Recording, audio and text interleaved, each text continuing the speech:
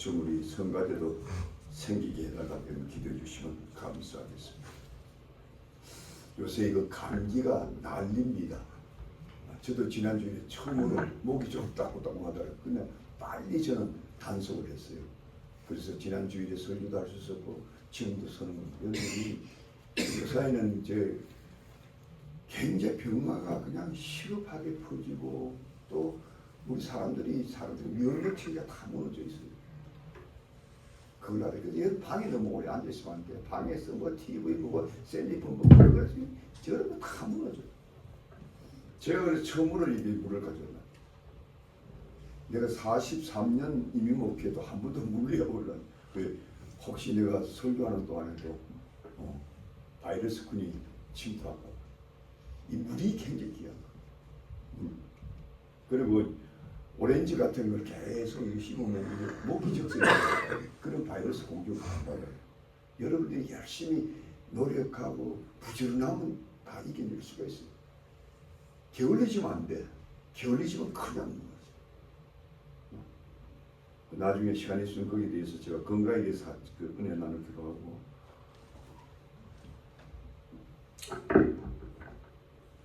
오늘 말씀의 제목은 인생을 운명을 바꾸어 나가는 사람들이란 큰 제가 제목으로 옛날에 시리즈로 설교한 적이 있는데 그 중에 하나로서 우물가에서 주님을 만나 삶이 변화되는 한 여인에 관한 이 일을 말씀 나누고자 합니다. 제가 어렸을 때는 시골의 조그만 동네에 살았습니다. 당시는 6.25 동란 이후 참으로 어렵게 살던 시절이라 우리는 산이든 들이든 어디든지 농사 지을 만한 땅만 있으면 개간하여 감자도 심고 옥수도 심어 생명을 부지한 때가 있습니다. 그러다 보니까 저희 마을에서 한 10리나 떨어진 곳에 우리가 일궈놓은 밭가논이 있었는데 그러나 그 밭가논이 집에서 너무 멀다 보니까 우리 형제들이나 아버지는 그곳에 자주 가서 돌보기를 좀 싫어했어요. 그러나 저와 저희 어머니는 열심히 그 밭대기를 일구면서 땀 흘려 농사 짓는 열정을 쏟았습니다. 제가 다른 형제들과 달리 이처럼 열심히 살았던 이유는 가만 지금 생각하면 두 가지였습니다. 그 첫째는 이처럼 땀 흘려 노력해서라도 어찌하든 간에 가난에서 벗어나고 싶은 마음이었어요. 어린 마음이 더 그랬습니다. 또 한 가지 이유는 그곳을 가다 보면 이 산 한 중턱을 지나가는데 거기에 어떤 맑은 물이 막 샘이 솟아나있는 거예요. 그 오면서 가면서 그 떠무는 재미가 너무 행복한 거예요. 그리고 너무 청량하고 맑고 시원해가지고 늘 그 지나갈 때마다 물병을 들고 가가지고 가득 담아가지고 나 혼자 먹기 아까워가지고 그래 가득 들고 와서 옷 씻고 나가지고 그 재미로 어릴 때 농사 짓고 시작했어요. 그 후 먼 훗날 한 번은 고국을 방문할 일이 있어가지고 그 샘물이 쏟아나오는 곳이 생각나가지고 당시 나를 인도해 주던 후배 장로에게 그곳 형편을 물었더니까 어느 개발회사가 그곳을 지나는 도를 넓게 하다고 한다. 그거 다 허물어 버렸다니. 저는 그 순간 얼마나 큰 아쉬움이 지나가는지 그 옛날 그 맑고 청량한 음료 내가 한번 다시 마시고 싶었는데 다시는 마실 수 없군 하면서 그런 아쉬운 마음으로 돌아선 기억이 있습니다. 이처럼 신선한 물은 우리 인생살이에 없어서는 안 되는 생명줄과 같습니다. 더욱이 오늘날처럼 산업이 발전하고 점차 오염되어가는 지구 환경에 살다 보면 생수가 주는 축복은 이로 말로 형용할 수가 없습니다. 그러나 그 청량한 생수도요 우리 신체에는 그처럼 중요한 것은 사실이나 그것이 우리의 영혼마저 유익은 끼칠 수 없었다. 이 때문에 우리 예수님은 오늘 동네 우물가에 물길 오는 한 여인에게 이런 말씀을 주십니다. 예수께서 대답하여 이르시되 이 물을 먹는 자마다 다시 목마르려니와 내가 주는 물은 영원히 목마르지 아니하리니 내가 주는 물은 그 속에 영생하도록 솟아나는 샘물이 되리라.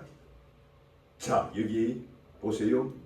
한낮에 조용히 물길로 나온 여인에게 내가 주는 물은 그 속에 영문에 솟아나는 샘물이 되라 이렇게 선포하고 있다는 점입니다. 과연 이 뜻이 우리 모든 인생에게 무엇을 의미할까요? 아무리 마시고 마셔도 또 마셔야 하고 아무리 마시고 마셔도 또 결국은 갈증 속에 사는 것이 인생이라면 우리 주님 주신 그 생수는 무엇이길래 무엇을 의미하길래 우리는 더 이상 생수를 찾지 않아도 되고 목도 마르지 않을까 한번 여러분들 탐구해 볼 필요가 있지 않습니까? 제가 이 시간 이 의미를 면밀히 살펴보기 전에 사마리아 물가에서 맞추게 된 주님과 한 여인의 만남에 대해서 먼저 주목할 수 있기를 바랍니다. 오늘 4장 3절 6절을 다시 한번 우리가 살펴보면 이런 내용입니다. 3절 보면 유대를 떠나서 다시 갈릴리로 가실새 사마리아를 통과하여야 하겠는지라. 사마리아에 있는 수가라는 동네에 이르시니 야곱이 그 아들 요셉이 준 땅이 가깝고 거기 또 야곱의 우물이 있더라. 예수께서 길 가시다가 피곤하여 우물 곁에 그대로 앉으시니 때가 6시쯤 되더라. 사마리아 여자 한 사람이 물을 길르러 왔음에 예수께서 물을 좀 달라 하시니. 자, 여기 보세요. 오늘 본문에서 먼저 우리의 주목을 끄는 내용이 뭡니까?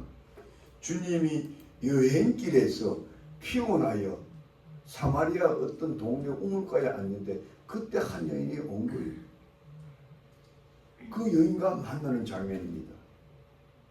그런데 이 장면이 아주 특이한 내용이 실려 있어요. 그게 뭐냐면 4절에 나타나요. 그거 뭐냐? 그 여행 중에 사마리아로 통행하여야 하겠는지라 이런 내용이 나옵니다. 영어에는 이렇게 번역되어 있어요. Now he had to go through Samaria.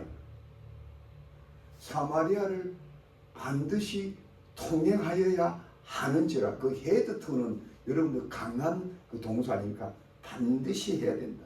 반드시 필요성을 요구합니다. 그리고 예수님께서는 유대에서 선교 사역을 하시다가 이제는 갈릴리로 가는데 그 중간에 사마리아가 있었어요. 그 사마리아 동네는요, 그 혼혈 쪽에 산다 해서 유대인들이 상종을 안 했어. 그래서 이렇게 요단강을 건너서 이 도를 가서 갔는데 예수님께서 그 동네를 지나가더라는 거예요. 그것도 반드시 지나갈 일이 있어서 가더라. had to 이렇게 말씀합니다. 그 예수님은 강한 필요성이 있어서 지나갔지만 그 여인은 예수님이 올 줄 꿈에도 생각 못했지 않습니까? 그냥 요상 따라 물길로 온 거예요. 그래서 우리 예수님을 만나게 된 것이다. 그렇다면 우리 예수님이 이때에 의도하신 목적이 무엇이겠습니까? 그것은 한 죄 많은 여인의 슬픈 인생을 바꿔주기 위해서. 제가 이것을 끊임없이 강조하는 내용이 뭐냐면 인생의 운명을 바꿔 가시는 분이 우리 예수님이다. 제가 계속적으로 강조하는 바로 여인에도 해당됩니다. 그러나 한편 이 죄 많은 여인의 입장에서 본다면 이 만남은 참으로 우연처럼 보이지 않습니까? 더욱이 이 여인이 예수님을 만난 시점은 여기 6시라 하지만 우리 한국 그 시계로 따지면 12시에서 1시 사이 정도 됩니다. 바로 이때는요, 팔레스타인 동네는 뜨거운 태양빛이 내리치기 때문에 이때 물길로 나오는 사람도 거의 없어요. 근데 이 한적한 때에 왜 이 여인이 물길로 나왔을까? 아무도 몰라요. 많은 성사학자들은 이 여인이 누추한 여인이고 사람을 만나는 것을 꺼려하기 때문에 남몰래 물을 뚫러 왔지 않나 이렇게 짐작을 합니다. 저는 또 그렇게 동의를 합니다. 그런데 하필은 바로 이런 때에 예수님을 만날 줄이야 상상도 했겠느냐 이 말씀입니다. 그래서 세상 사람들은 이런 만남을 우연으로 취급하지만 우리가 주님의 눈으로 본다면 그 만남은 하나님의 계획과 섭리가 담긴 만남이요 그야말로 한 여인의 운명을 자유할 만큼 귀중한 만남임에 틀림없다는 사실을 결론적으로 먼저 말씀드리면 이 여인은 자신도 모르게 자기 동네의 우물가에 쉬고 있는 한 젊은 유태 청년을 만남으로 그는 그 여인의 평생 동안 겪고 있던 그 비참하고 아주 누추한 삶의 운명을 완전히 바꾸는 계기를 마련했다는 사실. 이처럼 우리 인생도요. 우리 인생길에 우리가 누구를 만나느냐에 따라 우리의 인생의 운명이 얼마든지 바뀌고 수 있다는 걸 여러분 알고 계십니까? 어떤 사람은 하필이면 젊었을 때에 못된 친구를 만나 그 인생을 망쳐버린 분이 있는가 하면 어떤 분은 운 좋게 젊은 날에 좋은 소생을 만나 그 인생에 놀라울 정도로 승승장구하는 분도 저는 많이 봤어요. 그러나 이러한 다양한 마음 가운데 누구와의 만남이 여러분 가장 소중하다고 믿습니까? 저는 당연히 예수와의 만남이라고 믿습니다. 그 이유는 기독교 역사상 예수 그리스도를 인격적으로 만난 사람치고 변하지 않는 사람이 아무도 없었기 때문에. 그렇다면 여러분은 이 예수님을 진정으로 인격적으로 만난 경험이 있습니까? 제가 묻고 싶습니다. 그렇다면 여러분들은 이 인격자 예수를 어디서 만날 수 있습니까? 바로 이 자리 아닙니까? 그 예수님은 지금 성령을 통해서 인격적으로 여러분 가운데 이 무리 가운데 와 계심을 아십니까? 모르고 예배드리는 몸 만나는 거예요. 그래서 여러분들이 신앙이 깊어질 필요가 있는 거예요.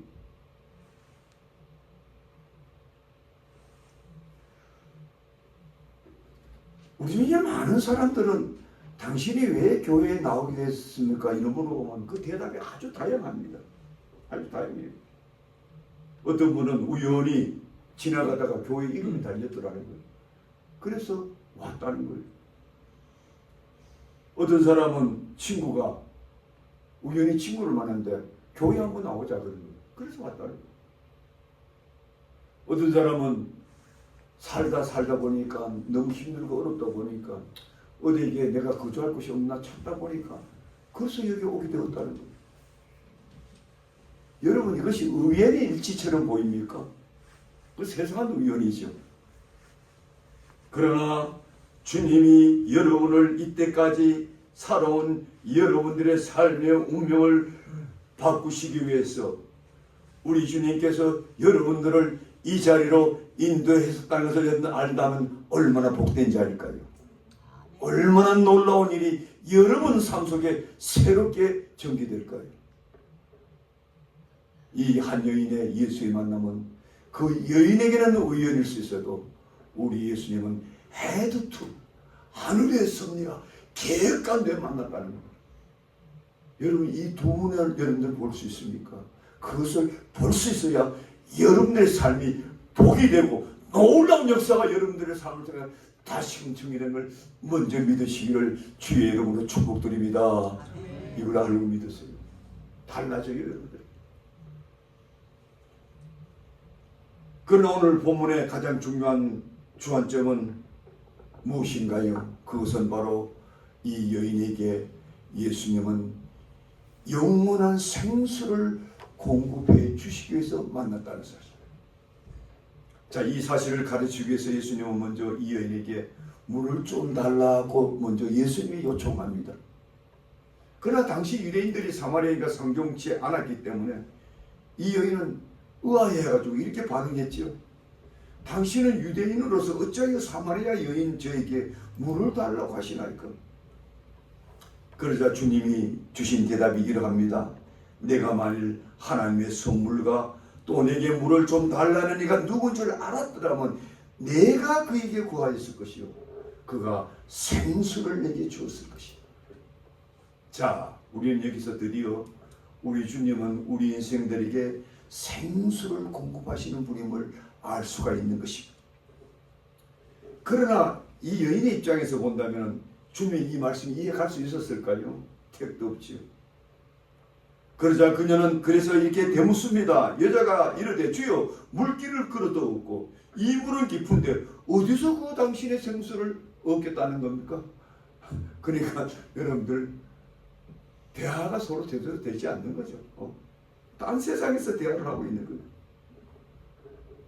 그러자 드디어 주님은 전곡을 지르는 말씀을 합니다. 13절이에요. 이 물을 마시는 자마다 다시 목마르니와 내가 주는 물은 마시는 자는 영원히 목마르지 아니하리니 내가 주는 물은 영생토록 솟아나는 샘물이 되리라. 여러분은 이 말씀을 이해하고 계십니까? 여러분들은 이 말씀을 이해하면서 예수를 믿습니까? 교회를 다니십니까? 자, 여기를 다시 한번 보시기 바랍니다. 예수님은 생수를 공급하시는 분인데 그 생수는 우리 인생에게 영생도로 솟아나게 하는 생수라는 거예요. 도대체 이게 무슨 비유의 말일까? 여러분 이해가 잘 안 가시죠? 그래서 제가 서론에 그 예를 들은 겁니다. 여러분들이 이 이해를 돕기 위해서 여기에 영생하도록 솟아나는 샘물이 이 원어를 보면요 이렇게 기록되어 있어요. 영생하도록 솟아나는 샘의 근원이 되리라. 우리 예수님은 우리의 영원한 생명을 주시는 그 원저수지 근원이 된다는 거예요. 여러분 이것을 이해하기 위해서는 여러분들이 시골에 사는 사람도 좀 잘 알 거예요. 우리가 샘물 하면 두 가지 의미가 있어요. 우물물이 있고 샘물이 있어요. 여러분 옛날에 시골에는 전부 다 동네 중앙에 큰 우물물이 있었잖아요. 저도 그렇게 살았어요. 어릴 때 한 동네에 전부 거기 물 들어오는 거예요. 그런데 그 우물물은 어떻습니까? 거의 다 대부분 짜여서 나오는 물이에요. 그렇게 불순물이 많아요. 그리고 뭐 가뭄이 들면 물이 그 다 줄어버려요. 홍수가 나면 때로는 이게 무슨 흙탕물도 생기고 그게 동네 우물물이었어요. 그래도 우리는 그것밖에 없어요. 그거 먹고 살았어요. 그런데 여러분 산속에 가보면 샘물이 있잖아요. 대부분 산속에 있는 샘물은 그 지하수에서 나오기 때문에 그냥 계속 폭포수처럼 솟아난다. 그 맑은 물이, 그 정결한 물이. 그래서 산에 가면 전부 다 그 샘물 떠먹으려고 옛날에. 그 생수인 거예요, 그야말로.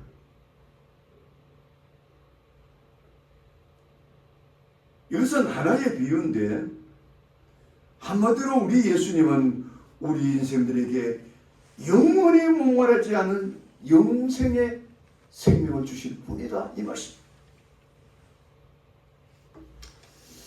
여러분의 이 예수님의 생명을 주신 분을 여러분 바로 얘기하기 위해서는 우리 인생은 그러면 어떤 존재가 되는 건지 이해를 해요.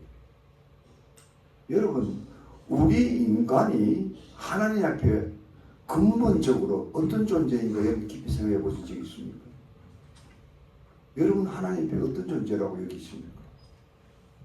어떤 존재로 알고 교회 나오십니까? 그냥 막연히 왔다 갔다 하면 안 되죠. 안 되죠.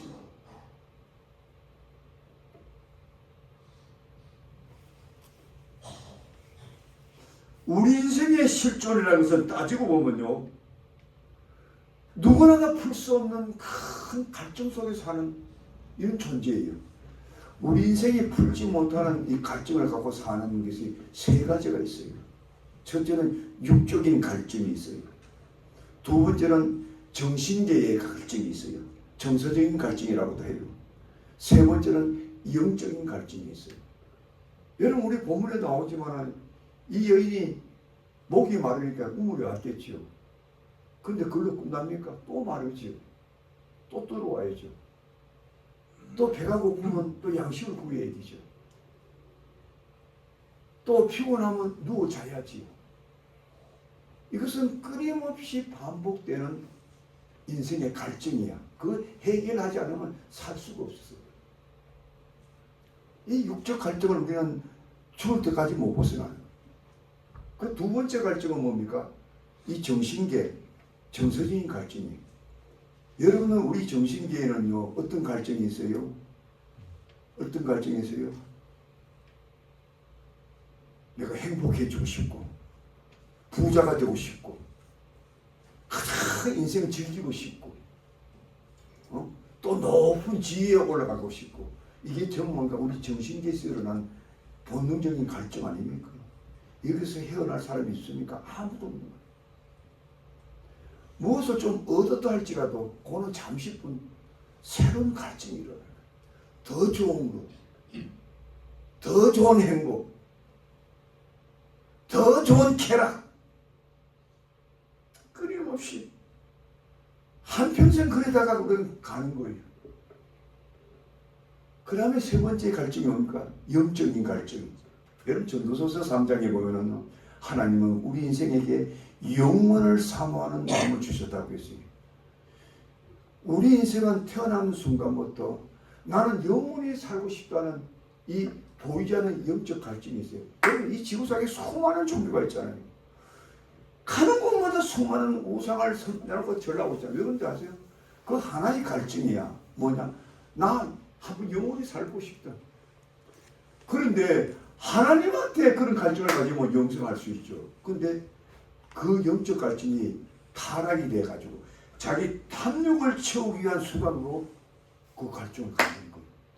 그래서 부처님한테도 막 복 달라고 뭐 정수 떠놓고 우리 아들 잘 되게 해달라고 다 자기 행복을 위해서 그 신, 그들이 자기들이 없는 신을 만들어 놓고 그 신을 자기가 자기 욕망을 채우는 자기의 갈증을 해소하는 수단으로 삼는 게 이 세상의 모든 종교예요. 모든 우상이 그 이상도 이하도 아니에요. 여러분들 그 넘어서는 종교 여러분 봤습니까? 그래서 주님은 이런 말씀을 하시는 거예요.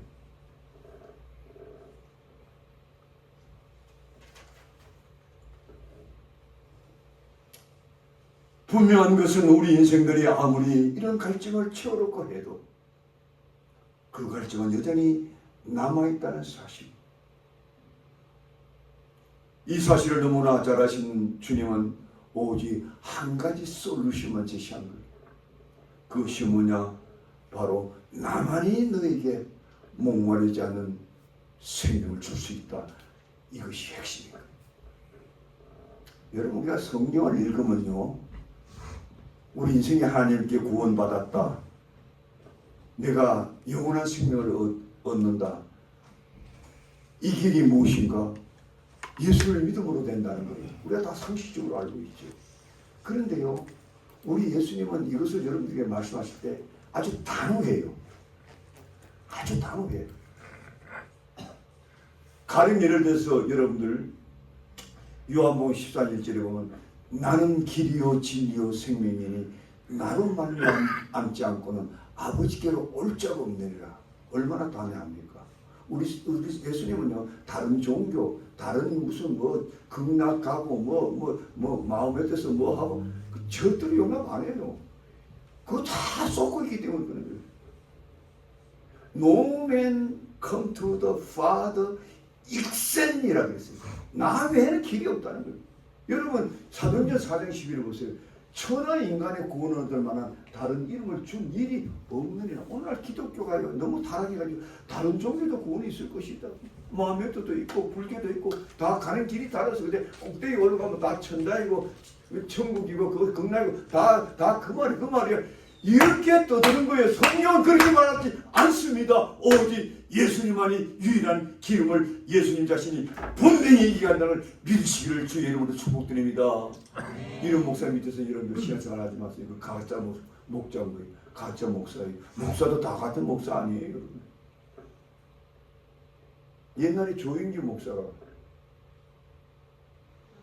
세계에서 제일 큰 게 한 목사가 동국대학교 가가지고 그 사람들 비율을 맞춘다는 거 한다는 소리가 뭐 너희 당신네들도 당신 나름의 뭐 이게 극락의 길이 있고 우리는 우리대로 천국 가는 게 있습니다. 그랬다가요 한 분에 이단으로 전개될 분도 있어요. 그래서 자기가 나중에 맞자고 때리고. 여러분 목사라고 다 진리를 전하는 게 아니에요. 조심해요. 그래서 여러분들이 주님을 위해서 주의 종들을 위해서 기도를 많이 해줘야 돼요. 주의 종들을 위해서 기도를 제일 많이 해줘요. 그래야 여러분들이 바른 진리를 전할 수 있지 않습니까?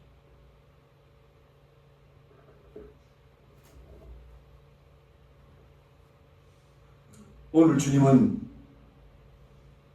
이 여인에게 단호히 그러나 명확하게 선포하십니다. 너희의 인생 모든 문제는 내가 풀어줄 수 있다는 거예요. 그 문제를 풀어줄 장물에는 다른 데서 찾지 말아요. 사랑하는 성도 여러분, 여러분 오늘 이 시대에 이처럼 선포하고 계시는 주님의 음성을 이 시대에 듣고 계십니까? 너의 인생의 가장 본질적인 무언가 한번 찾아보라는 거예요. 너 자신의 인생을 가장 고통스럽게 만들고 나로 하여금 도저히 헤어나지 못하게 만드는 고민들, 그 갈증들을 내가 알면서도 해답을 찾지 못하고 있지 않는가 이거예요. 여러분 우리가 인생을 살면서 여러분 몇 년 살아왔습니까? 어떤 사람은 70평생, 뭐 50평생, 40평생. 여러분의 인생의 갈증을 푸는 유일한 길을 여러분 찾았습니까?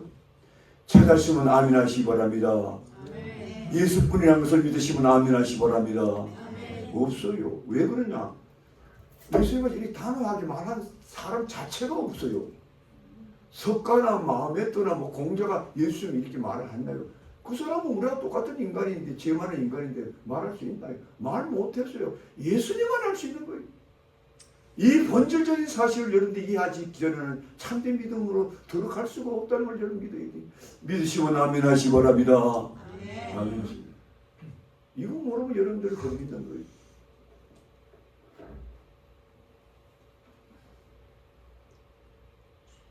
그러나 영적으로 까막눈이 된 인생에 어떻게 이것을 알 수 있겠어요? 죄와 허물로 망가진 우리 인생들이 제가 시킨 대로 내가 살아왔고 제 욕망에서 헤어나지 못한 채 살아온 우리 인생이 어떻게 주님의 이 외침에 반응할 감각이 있을 리 있습니까? 이런 딜레마를 해결하기 위해 예수님은 이 한 많은 여인에게 또 다른 질문을 합니다. 무슨 질문이냐고요? 오늘 보니까 너가 가서 네 남편을 불러오라고 말씀하고 있습니다.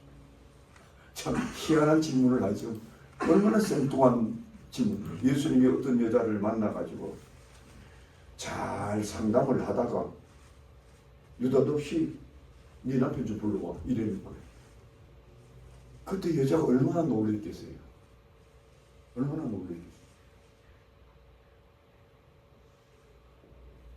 이것은요, 한 여인의 영원한 생물을 얻기 전에 먼저 해결해야 될 과제가 있었기 때문에 그런 거예요. 그것은 다름 아닌 그녀가 평생 자신이 짊어지고 사는 이 죄의 문제가 있었기 때문입니다. 이 여인 안에 깊이 간직된 죄의 문제를 근본적으로 해결치 않고는 그 영원한 생수를 결코 얻을 수 없겠다. 오늘 여러분 이 설교를 잘 들으시기 바랍니다. 우리 인생의 본질적인 문제를 다루고 있기 때문에. 그러므로 주님 안에서 얻게 되는 영원한 생수를 우리가 누리기 위해서는 우리의 모든 인생들이 치료해야 될 전제 조건이 있는 겁니다. 그것이 뭐냐? 바로 죄의 문제입니다. 따라합시다. 죄의 문제가 영원한 생수를 얻는데 가장 큰 방해거리다. 여러분 그걸 알고 예수를 믿습니까?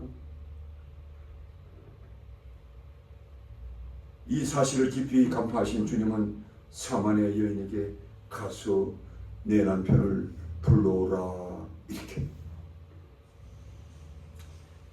그러나 이 명령이야말로 이 여인에게 정말 가슴 아픈 부분이고 정말 듣기 거북한 내용이고 제발 그 명령만은 하지 말아 주었으면 하는 부분이 아니겠느냐 이 말씀. 오늘 본문 말씀을 비추어 볼 때 그녀는 참으로 불결했고 누추한 인생을 산 분임에는 틀림없습니다. 이미 그녀는 과거에 낯선 남자를 갈아치우면서 살아왔고요. 주님의 말씀에 비추어본다면 지금 동거하는 남편마저도 그저 지나가는 기둥서방일 뿐이지 진정한 남편이 되지 못하는 것이 오늘 본문 나타납니다. 자, 그렇다면 왜 이 여인은 이처럼 여러 남자와 동거하며 살았을까요? 뭐 기구한 사이에라도 있었단 말입니까? 아무도 몰라요. 뭐 막상 살아보니까 어떤 인간도 그녀의 만족의 대상이 되지 못해서일까요? 우리 다 이거 몰라요. 그러나 여기서 중요한 점이 있어요. 그게 뭐냐? 이 여인은 과거에 정상적인 삶을 살지 못했다는 거예요. 그는 황폐한 인생길을 반복해서 걸어갔다는 사실이 있어요. 그야말로 누추한 인생길, 그 가정이란 아주 성스럽고 아주 존귀한 가정을 완전히 황폐화시키고 지금도 황폐한 인생길을 걸어가는 그 여인. 그 자신은 그걸 모르고 있죠. 그래서 아무리 거꾸로 하더라도 아무리 듣기 거북해도 우리 예수님은 이 여인에게 먼저 양심을 일깨우고 그녀 자신의 삶의 현주소가 어떠함을 보여주기. 저는 이 장면을 보면서 당시 주님을 대면하고 있던 이 여인이 얼마나 놀라했고 당황했을까 생각하게 된 것입니다. 그렇지 않겠습니까? 아니 내가 이때까지 살아온 행적을 모두 알고 계신 분이 내 앞에서 이런 말을 하시다니 너무 놀랍지 않습니까? 그런데요, 여기 이 여인을요, 그 누추하고 누더기 같은 인생을 완전히 반전시킨 아주 핵심적인 그녀의 반응이 나와요. 그것은 뭐냐면은 이 예수님이 그걸 요청했을 때에 이 여인이 부정적인 반응을 보이지 않았다는 점. 아, 너 왜? 아, 목사님 나는 그 말. 아, 예수님 나는 그 말은 나는 듣지 못하겠습니다. 뭐 고개를 숙였거나 뭐 피했거나 도망갔거나 얘기하지 않은 거예요. 단지 그는 자기가 있는 현주소를 그대로 예수님 앞에 그대로 예수님 앞에 자기 자신을 내보였다는 거예요. 이것이 그 여인의 운명을 완전히 바꾼 결정적인 계기.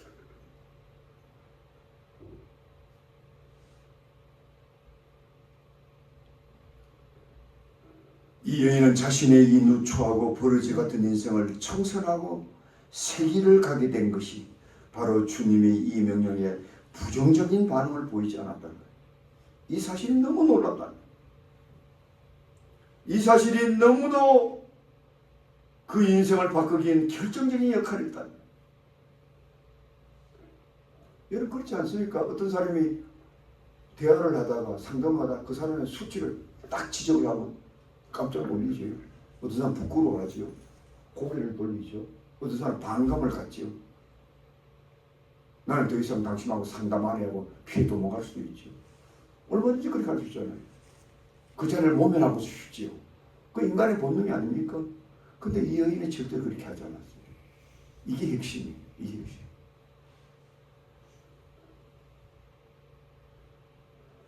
그녀의 자신의 과거의 상처를 휘집고 들어오는 주님의 음성 앞에 조금 더 변함없이 솔직하게 인정하는 그 모습, 정말로 아름답고 정직하고 용기 있는 모습. 중요한 것은 바로 이러한 마음의 태도와 고백이 그녀의 과거의 그 누추하고 해결하지 못한 인생 문제를 근본적으로 풀어가게 했다는 거예요. 여러분 믿으시면 아멘하시기 바랍니다. 여러분들 그런 용기가 있습니까?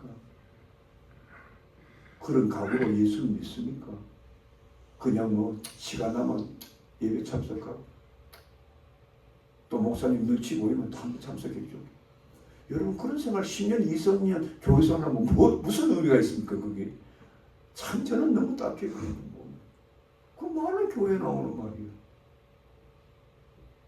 그 말로 교회 나오는. 그 목사도 그런 교인들을 평생대로 목회하면 목사님들 얼마나 미치려고 하는.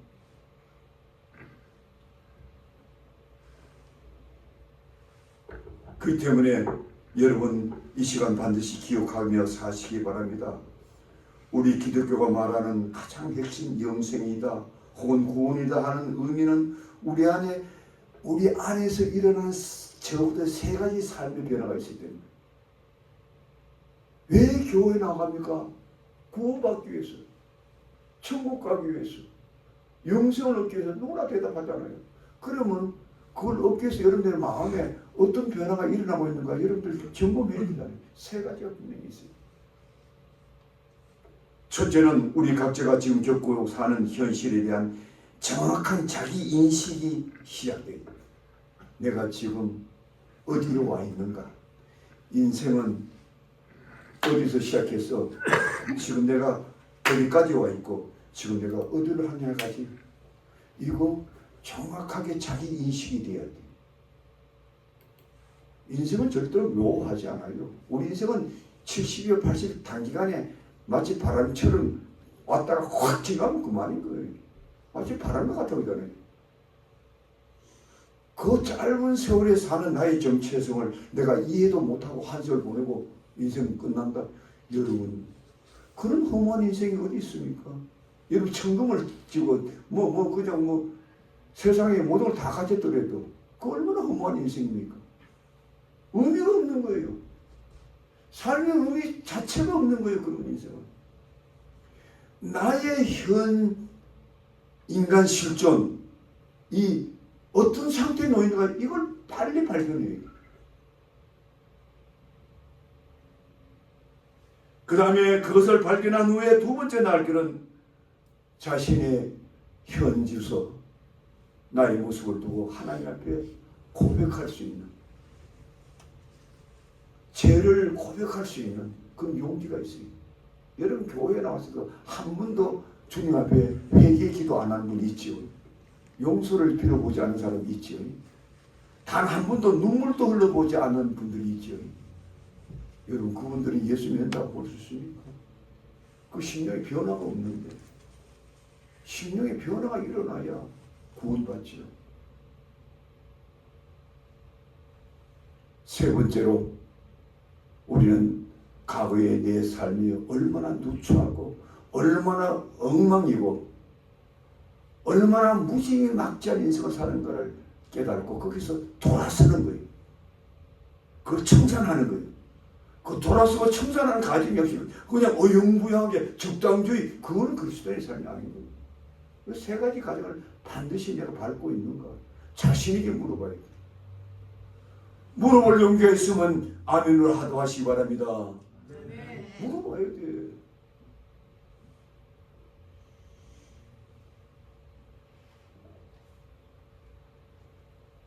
일할 때 비로소 제사 묻고 그때부터 우리는 새 인생을 살게 되는 것이 옳습니다. 이 때문에 사도 요한은 우리들에게 이렇게 권면하지요. 만일 우리가 우리 죄를 자백하면 저는 미쁘고 의로우사 우리 죄를 사하시며 모든 불의에서 우리를 깨끗게 하실 것이고. 오늘 우리가 시편 32편 우리가 낭독했지 않습니까? 내가 토설치 아니할 때에 종일 신음함으로 내 뼈가 새하였도다. 주의 손이 나를 누르시오니 내 진액이 하여 여름 가물의 마름같이 되었나이다. 그러나 내가 이르기를 내 허물을 여호와께 자복하리라 하고 주께 내 죄를 아뢰고 내 죄악을 숨기지 아니하였더니 곧 주께서 내 죄악을 사하셨나이다. 할렐루야. 여러분 이래도 여러분 죄를 주님 앞에 고백하지 않겠습니까? 목을 빡빡 세워가지고 목사님 앞에 목사님이 그러지 마세요 해도 목을 빡빡 세워가지고 내가 잘못이 없다 빡빡 세워가지고. 여러분 그게 그리스도인입니까? 그렇게 하지 마세요. 내가 진심으로 부탁합니다. 저는 가끔 내가 삼형제를 키우는데 둘째 녀석이 내가 늘 데리고 있기 때문에 제일 같이 교제를 많이 하죠. 지금 여기 예배 참석에는 저 있고 아이고 저 설교들 다 몸쪽 신앙생활 잘해요. 우리 큰아들은 그 먼 데서도 아버지에게 돕겠다고 1시간 반 거리를 7년 동안 계속 오고 오늘은 어떤 그 집회인도 아니 LA 무슨 볼리스 같지만 근데 둘째 여사가 대답하다 보면 자꾸 말이 길어져. 조금 더 가면 악유가 돼. 그러면 제가 이거 무조건 자꾸 중단시킵니다. 그리고 humble 겸손하다. 입 다물고 내 말을 들어야 악유하려고 했지만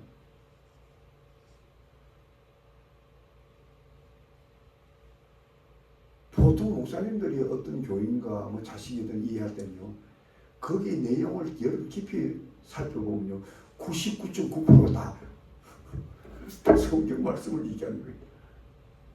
그냥 대화하는 것 같지 뭐. 그냥 일반 대화하는 것 같지 여러분 느끼기를. 그래도 그 내용 하나하나 다 성경의 의미가 담겨 있는 거예요. 그냥 겸손해야 돼. 가슴을 열고 아멘 예스 하면 되는 거예요. 더 이상 필요 없어. 피곤해. 그 악에 와야 네가 오르니 내가 오르니 의미가 없어요. 그 성경이 된 거지.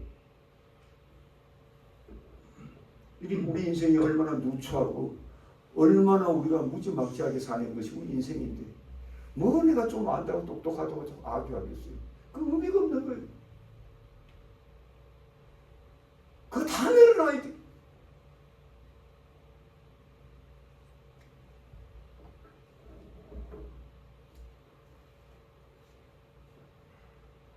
그리고 우리는 주께 돌아와야 돼.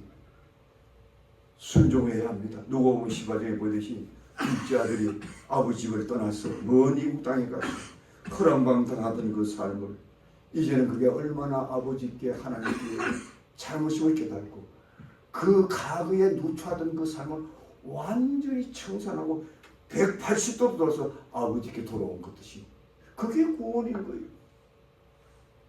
무형 양다리 걸치게 하고 있는 게 그 구원이 아닙니다.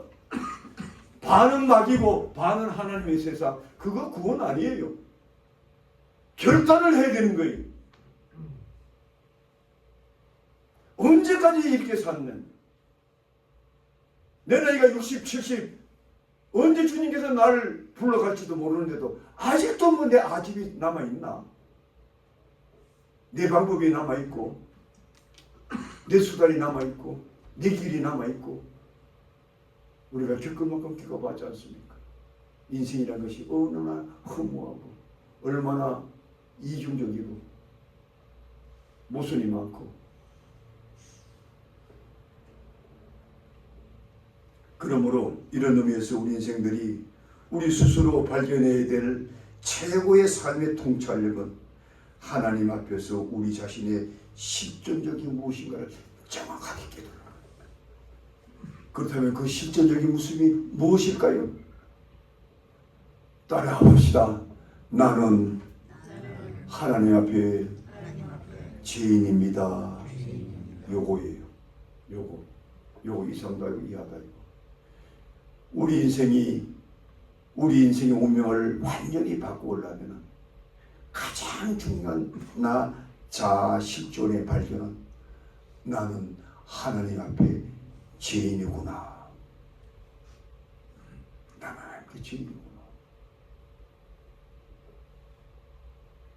제가 이런 말씀을 드리면 어떤 분은 이렇게 반응할 겁니다. 아니 내가 뭐 그래 큰 죄를 지었다고.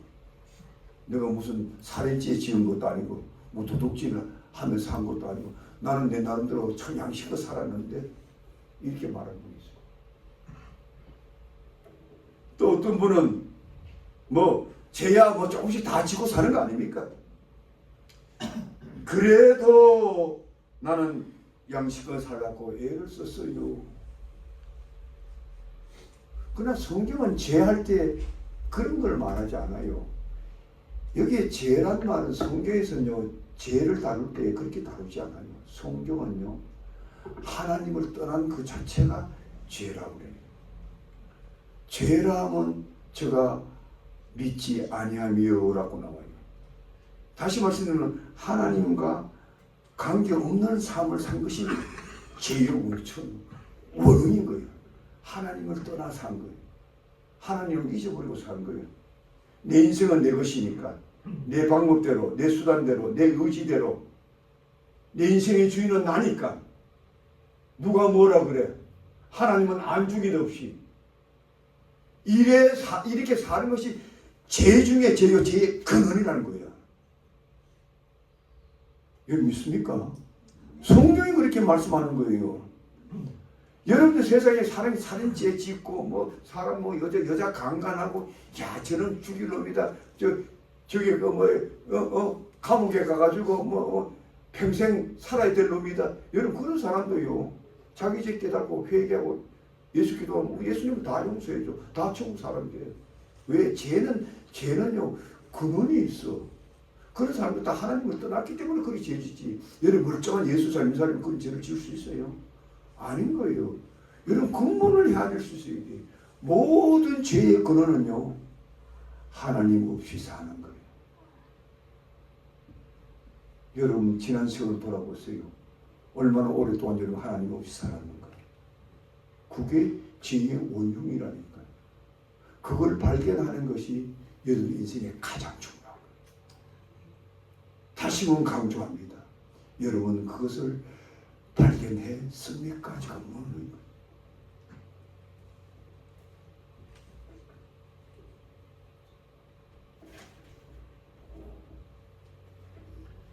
그리고 더 나가서 이제부터 자기 자신의 시점을 정확히 깨닫고 이제 주님께 고백하는 걸 주님 내가 이렇게 살았습니다. 내가 이렇게 헛되게 살았습니다. 내가 내 인생의 주인이라고 폼 잡고 잘난 척하고 살았습니다. 내가 이때까지 헛된 길을 갔습니다. 내 이 무지무미한 인생 주님 용서해 줄 수 있나요? 내 인생을 한번 바꿀 수 있는 기회가 있나요? 주님이라면 할 수 있는 줄 믿습니다. 주님 나를 도와주세요. 이 고백이 있어야 돼요. 그래야 주님께서 개입하시죠. 주님은요, 하나님은 주님은 인격자이기 때문에 여러분들한테 억지로 막 야저래 안 해요. 여러분들이 예수를 영접하는 것도 여러분들이 마음을 열고 마음의 문을 열었을 때 내가 너에게 들어간다 그랬어요. 하나님은 절대로 강요하지 않아요. 여러분들이 인격자로 보기 때문에 여러분들이 스스로 자기 인생의 이 절박함을 깊이 인식하고 스스로 주님 앞에 주여 내가 당신 앞에 내놓을 것이 없습니다 이렇게 오픈을 했을 때 그때 비로소 우리 예수의 생명이 여러분들을 강타하는 거예요. 믿으시면 아멘하시기 바랍니다. 듣고 버리지 마시기 바랍니다. 아무 소용없어요. 목사님들을 피곤하게 만들어요.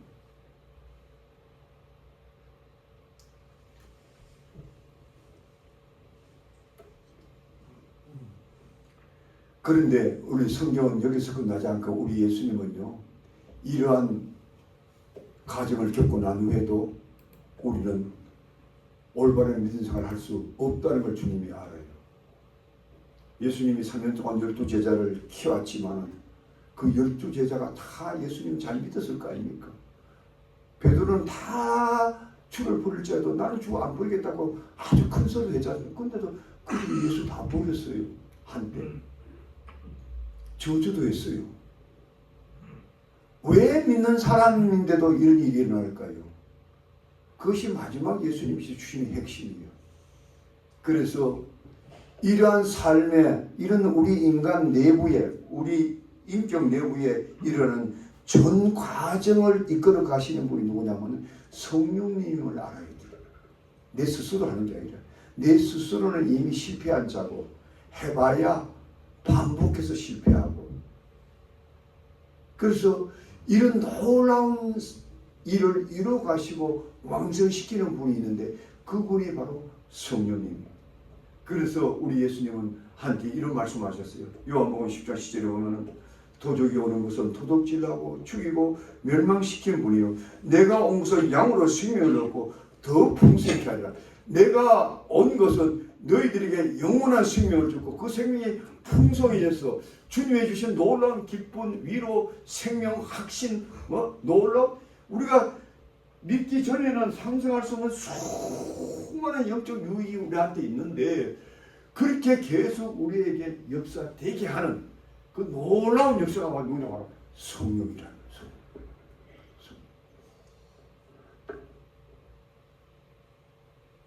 그래서 요한복음 17장 37에 보면 예수님이 이렇게 외칩니다.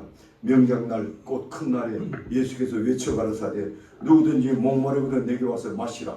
나를 믿는 자는 성경에 이름같이 그 배에서 생수의 강이 흘러나오리니. 나를 믿는 자가 생수의 강이 막 흘러나오는데요. 그 생수의 강이 흘러나오다 계속 역사하게 하는 분이 누구냐? 그 믿는 자가 받을 성령이라고 그랬어요. 그래서 내가 이걸 이해하기 좀 어려워서 내가 원고도 안 보고 간단히 설명할게요. 시간이 벌써 아마 45분 지났어요. 50분이 돼가지고 또 우리 수사를 또 잔소리 듣게 생겼어요. 할 수 없어. 여러분들이 너무 이해 못하는 게 많아가지고 그냥 내가 요 원고 딱 하면 여러분 20분 15분 끝낼 수 있어요. 근데 여러분들은 안 돼. 아무리 외쳐도 뭔 뜻인지 모르고 그냥 내가 사는 얼마나 죄정에 답답한 줄 아세요? 자, 우리가 믿음 생활할 때 그냥 내가 교회 가고 싶다. 목사님 좋은 소리 들으니까 좋다. 내가 믿으면 되지 뭐. 예수님 믿겠습니다. 교회 나왔으면 이래 되는 게 아니야. 그거는 외면적인 거고 우리 내적인 우리 전인격 안에 우리 영계, 정신계, 육체 이 내면 세계에서 무슨 변화가 와 있는데 이 변화를 완전히 주도권을 쥐고 완전히 인생을 바꿔 나가는 보는 그분은 누구냐면은 성령이야. 성부 하나님은 만세제 여러분을 택하셨고 부르셨고 우리 예수님은 여러분들이 구원받기 위해서 십자가 죽으셨고 다 역할이 달라. 진짜 여러분들을 마음을 변화시켜서 진짜 예수 믿게 만들고 진짜 예수의 생명이 그냥 칼칼 흘러 넘치도록 계속적으로 삶 속에 날마다 이끌으시면 바로 성령 한 부분이에요. 이 세계를 이해해요. 그러면은 우리 그리스도인들이 성령을 통해서 어떤 과정을 겪는가? 두 가지 중요한 과정이 있어요. 첫째는 성령께서 여러분들을 물과 성령을 거듭나게 해야 돼요. 그 다음에 두 번째로 여러분들의 육신의 이 정욕을 날마다 이기게 하기 위해서 성령 충만 받게 해. 성령 충만이라는 무슨 뜻이냐면 성령의 강력한 지배를 받는다 이런 뜻이에요. 잘 들으세요. 이것은 성령이 하는 사람이 아니라 여러분들이 막 예수 열심히 잘 믿는 거 같지요. 그리고 열심히 인간의 노력을 해봐야 그거 얼마 못 가. 다 실패해. 그래서 여러분들이 지금부터 앞으로 신앙생활을 바로 하려면 여러분들 포커스를 성령에 맞춰야 돼요. 잘 들으세요.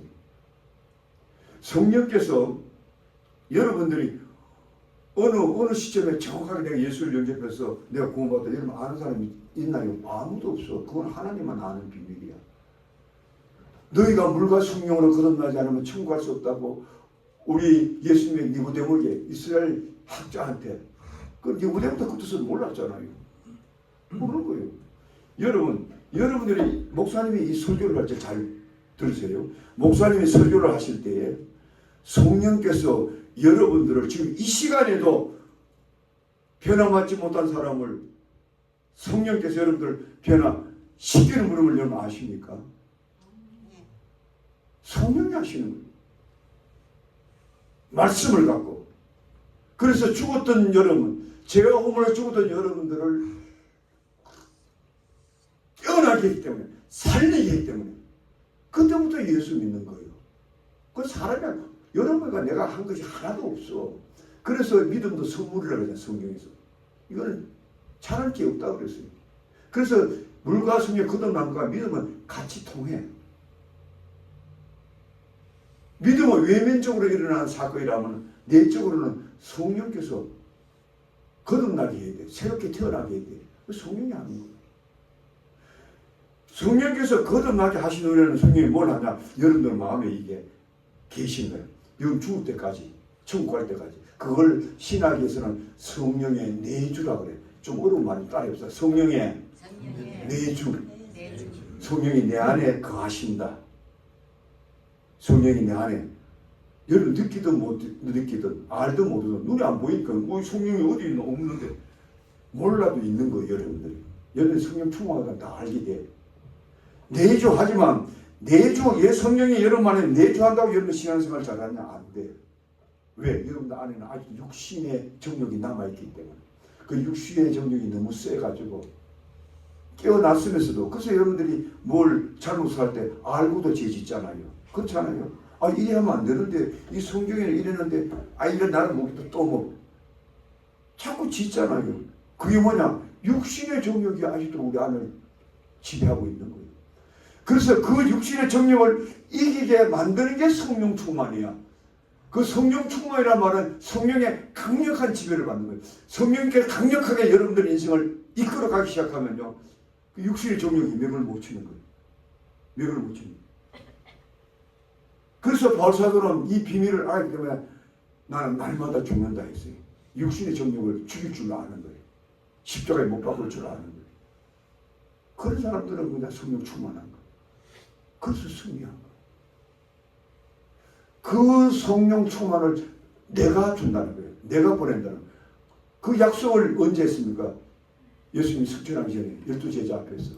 그 12제자의 그 약속을 믿고 흩어지지 않고 예루살렘 돌아와가지고 어느 다락방에서 120 신도하고 같이 날마다 그냥 전혀 기도했어요. 왜 기도했어요? 성령 받으려고.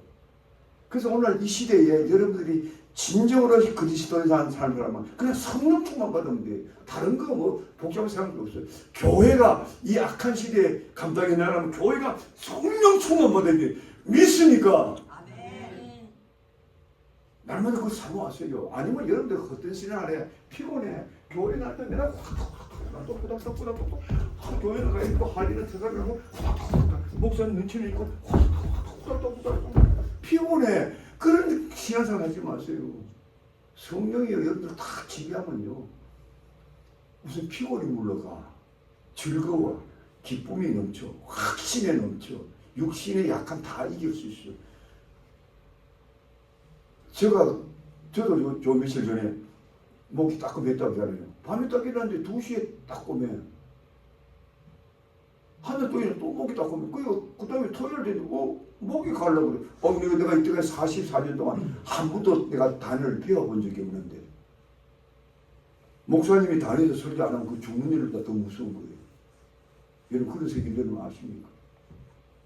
그래서 제가 이거 봐라. 당장 물을 딱 이래 마시지. 저를 보세요. 저를 봐. 약하게 살지 말라는 거예요. 오늘도요, 제가 조금 이렇게 혹시 목에 약함이 오면 내가 40년 한 번도 단위에 내가 물 떠놓은 적, 제가 떠놓은 적 없어요. 그래서 오늘 내가 떠놓고 먹잖아. 이렇게 인도하신 분이 성령이야. 믿습니까? 여러분 이해를 너무 못하고 하니까 참 답답한 거예요. 영분별이 안 되니까 처음은 내가 그냥 쏘대니까 교회를 다니면서 내가 그냥 조였어. 그게 피곤하죠. 힘들죠. 그렇게 예수님이 좋아하세요. 따라합시다. 단순하게 기도를 해도 따라해봐요. 기도를 해도 단순하게 하자. 따라합시다. 주여 성령 충만 받기를 원합니다. 대신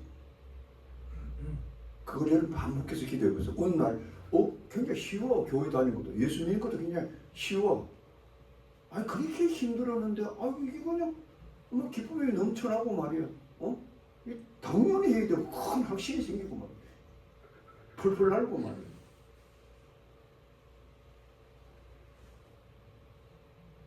자, 이제 더 이상 하면 내가 우리 집사람한테 또 약속을 어긴 게 됐어요. 자, 우리 제가 마지막 질문을 하고 끝내겠습니다. 마지막 질문하고, 여러분은 과거에 죄된 삶에서 과거에 죄된 삶으로부터 지금 자유함을 누리고 있습니까? 두 번째로, 여러분은 예수를 만난 이후 전에 누리지 못했던 생명의 풍성함을 지금 경험하고 삽니까?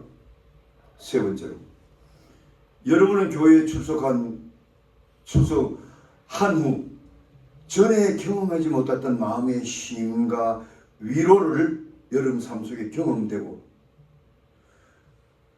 여러분이 교회에 출석한 이후부터 언젠가부터는 과거에 지은 죄들이 자꾸 생각이 나게 되고, 그것 때문에 마음속에서 자꾸 통해 자국이 일어나고, 그리고 그 이후로부터 내 인생이 자꾸 달라지고 이런 경험을 한 적이 있습니까?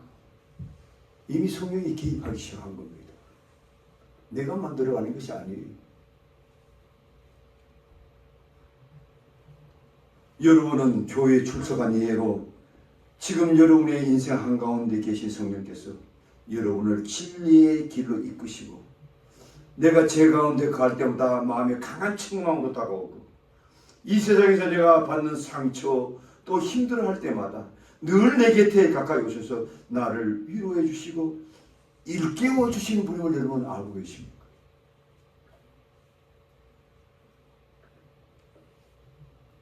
만약에 이러한 경험이 전혀 없다고 여기는 분들이라면 지금 다시금 인생을 시작하시기 바랍니다. 예수를 믿어도 다시 믿으시기 바랍니다. 여러분의 인생의 운명을 새롭게 만들어 가실 그 예수 그리스도의 그 생명의 근원과 성령의 그 강력한 이끌림을 받으면 여러분들은 지금부터도 인생이 달라질 수가 있습니다. 그런 놀라운 축복이 여러분의 삶 속에 지금부터 일어나기를 주의 이름으로 축복드립니다. 기도합시다. 아버지 하나님 고맙습니다.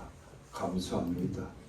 부족하고 연약한 종이 안타까움도 있어서 사람이 할 수 없는 문제라서 주님이 개입해 주셔야 되기 때문에 우리 생들은 모든 것이 우연으로 돌아간다고 여기지만 우리 하나님은 계획이 계시기 때문에 그는 반드시 하셔야 하기 때문에 종들을 세우시고 외치게 하시고 기도하게 하시고 만나게 하시고 새롭게 하시고 새 인생을 살게 하시는 그 주님을 진정으로 인격적으로 만나서 정말 하나님 앞에 참다운 삶을 살아가는 우리 모두가 될 수 있도록 축복하여 주시옵소서. 예수님 이름으로 축복하며 기도하옵나이다. 아멘.